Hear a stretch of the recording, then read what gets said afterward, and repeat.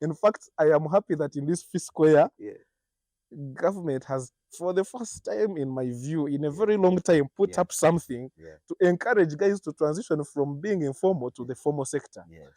Because when businesses are registered, and I try not to discourage the viewers, someone who is trying to formalize their business. Yes.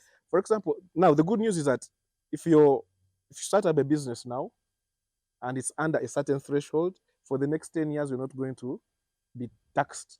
That is what came out in the last fiscal, in this fiscal year. Yeah. So meaning that anyone, you're just starting, you're saying you're not even making money. First of all, you need also to get information on taxation. Yes. Not everyone is taxed actually. If you're not making money, you want to be taxed. Definitely. Okay. Yes. But even now when you're making money, now government has put a policy where even when you're making money up to a certain threshold, still you will not be taxed. Yes. Just to encourage people to leave the informal sector and come to the formal sector. So when most people are in the formal sector, it's easy to find them. Yeah. It's easy to grow them, support them from a government side. It's easy to even segment them. Yeah. And once that is when planning becomes easy, it is easy to grow them. Yes. But when they're hiding, you're just making assumptions, and it becomes a problem to the tax collector.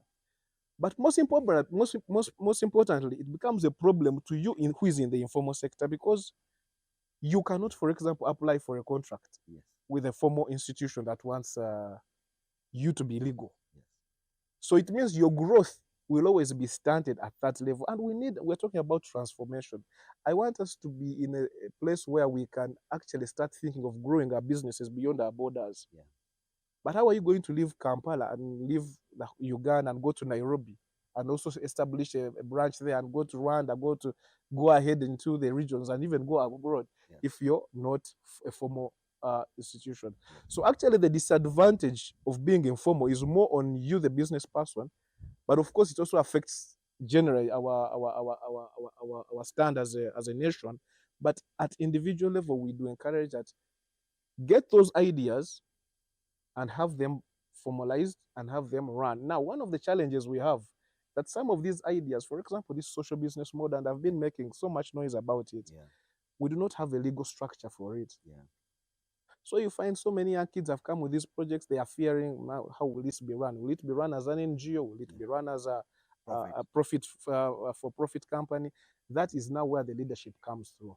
But still, you can register it at any of the levels of registration, and then go ahead and work on it as a formal business. But formalization is actually one of the biggest impediments. That has been one of the biggest impediments to our. But you see, informal sector has actually created the formal businesses for the elites. Because you see, when you look at the briefcase, briefcase companies, there are so many in this country. Yes. And briefcase companies, so many, in a way that they're the ones that are running. Yes.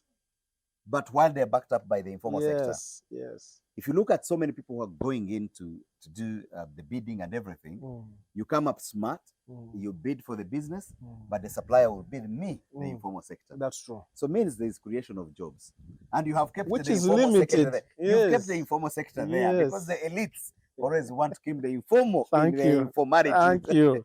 Thank you. Those are really the intricacies and the disadvantages there. Yes. You will create jobs up to a certain level. And also incomes will go up to a certain level. Yes. That is why when a shock happens,